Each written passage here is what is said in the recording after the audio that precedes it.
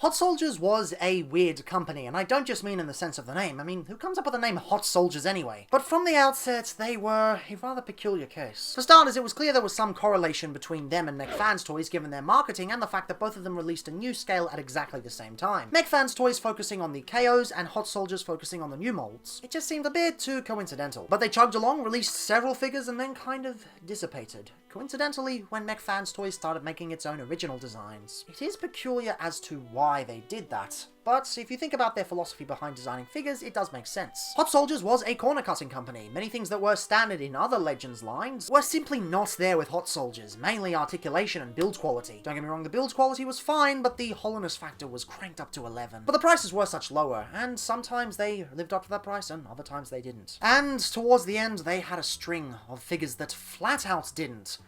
And I think it becomes very obvious very quickly why they failed. Now, full disclosure, I have owned this figure for a while, and as such, I will not be covering any of its accessories. Well, except for one, but we'll get to that later. But not that that matters, because there's plenty of garbage that this figure manages to convey. Surprisingly, though, not a lot of it is present in vehicle mode. Vehicle mode does look quite good. Not fantastic, but still quite good. For starters, this was one of the first examples of an incredibly cartoon-accurate Volkswagen Bee, at least as far as the vehicle mode is concerned. And maybe that's out of necessity, as if they did a realistic Volkswagen Beetle, maybe they would come after the third parties, but it was nice that they were at least giving fans what they wanted at the time. And a Legend scale Volkswagen Bee was what many fans wanted, and this is very, very close to the Legend scale. I mean, you compare it to a Legends class figure, and they are remarkably similar, if not just a little bit bigger, so that is what a lot of fans wanted. And if we're doing that, I might as well get the rest of the size comparisons out of the way, like the standard Legion figure, Earthrise Micromaster, and Crumbs. One thing I will give them credit for is the lovely silver paint. It is done impeccably, as well as the blue paint. The blue shiny paint on the windows, marvelous, absolutely marvelous. And even though they've got the hinge back here, they still managed to paint that tiny window. That's attention to detail. But then you start to notice a few parts where they skimped a little bit, such as the tail lights and the back bumper. Why aren't those painted? And why does the yellow not match the plastic very well? Now, granted, on camera it looks like it matches flawlessly, but in person it just really looks out of place. It's actually the polar opposite of Earthrise Sunstreaker, where the plastic matches incredibly well in person, but on camera it looks terrible. I'd rather something look great in person and terrible on camera than look great on camera and terrible in person. And there are other terrible aspects, such as the fact that the hubcaps aren't glued in. I like that they're pinned wheels, but the hubcaps just fall off pretty easily. It's not great at all. One of them's already been lost. I don't know if I'll ever find it again, but it doesn't matter because this figure doesn't deserve finding it again. It is a piece of shit.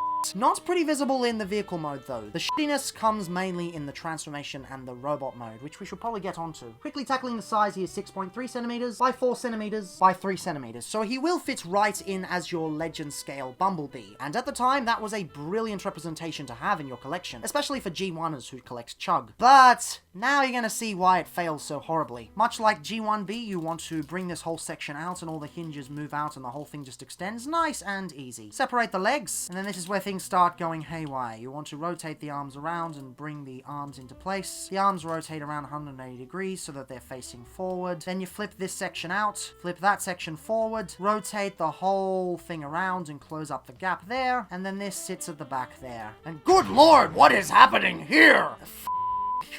Christ, this has got to be one of the worst Bumblebees I have ever come across. For starters, the torso is just all wrong. They have tried to go for the elongated torso that the cartoon model had, despite the fact it's using real vehicle mode parts, and it clashes so much, it doesn't work. Like, I hate MP45, but this is way worse. Jesus, what have they done here? It's fat, yet it's too flat and there's no definition to it. It just looks so awful. Now, does it look as bad as Make Toys Power Glide? No, but it's still terrible. And then the second issue, the second main issue, hollowness galore. Now, the hollowness on the legs, sure, fine, whatever, it has to happen. But on the back, really, there's just nothing there. But Doc, you might tell me, there's a parts forming piece that you can put in there that you may have lost that you can fix the back with. But why should you fix the back piece with a parts forming panel? Shouldn't the whole thing just transform perfectly? It's a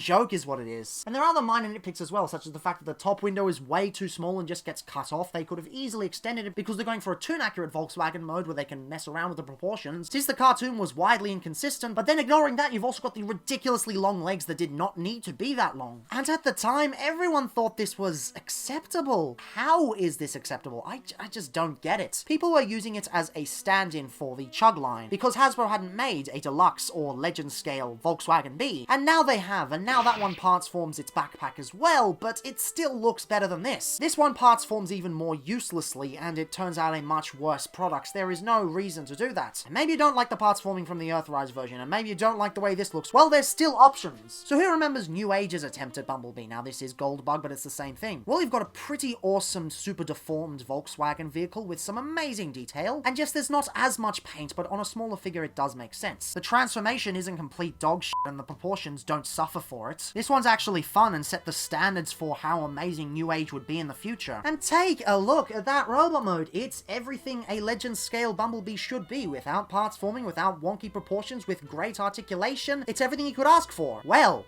does anyone know Kubianbao? Kubianbao and Black Mamba are a veteran knockoff company. And before you try to go on about morality, Hot Soldiers is affiliated with McFans Toys, a very prominent KO company, also third party, but also KOs. So don't go on about that shit. My point is that Kubianbao has made an upscaled version of the Bumblebee mold. One that I've actually been eyeing. I think it might be an interesting thing to have. So if you really want a legend scale Bumblebee, you've got options. They exist. There's just no reason to get this. Well, aside from maybe one. Does anyone have their Soundwave or Sound Blaster? Well, he comes with Ravage. For some reason. It's about as confusing as Classic's Hounds coming with Ravage, but okay, I guess. Pretty shitty cassette with pretty shitty details. Transforms ridiculously simply, but at the time, this was the best cassette engineering at the size you could get. New Age and Magic Square hadn't really jumped on the scene, so there wasn't anything to compare to. Although the head, that is just a pretty awful head. And does that accessory save this figure? No, not at all. It's still awful. I cannot recommend this figure at all. I mean, at least the head sculpt's pretty nice, but that's just one good thing with this robot mode. It is, of course, on a swivel from side to side, and you get some up and down from the backpack, but then that kind of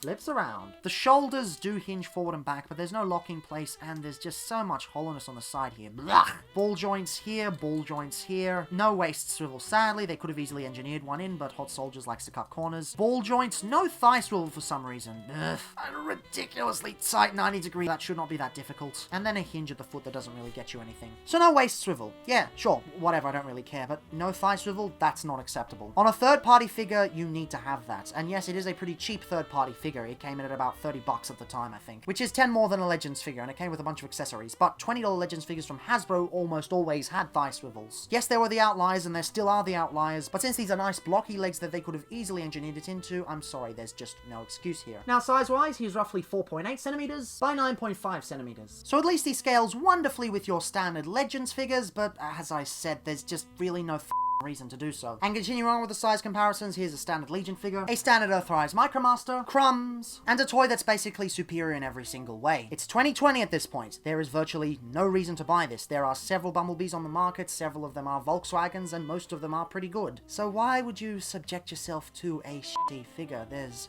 really no purpose. I don't need to tell you this figure is trash. It's pretty obvious just by looking at it that it is. I mean, I guess the build quality is alright, but it just gets that 1 out of 10 score. Could have so easily been a 2 if they had added a little bit more articulation or filled in the back, but there's no saving that chest. And the proof is in the pudding as to why Hot Soldiers failed so miserably and crashed and burned. Shortly after their Optimus Prime release, another deeply disappointing figure, but not actually that bad in the grand scheme of things. McFans Toys started announcing a whole slew of original projects. And yes, some of them have been completely naff, but others, well, they've been quite fun. And let's be real here, even the naff ones from McFans Toys, they're not as bad as this piece of shit. So that's probably why Hot Soldiers failed. McFans Toys could do their own thing much better, and they probably consolidated all of their efforts. Release it under one brand. People often don't know whether it's a KO or an original design, and who cares? It sells well. And I don't like the KOs, but their original designs are much better than this piece of shit, and many of the other figures they put out. And these days, there are just much better options on the market. Now with tomorrow's figure, I wish there were better options on the market, but unfortunately there just aren't. But does that mean we have to make do with what we have?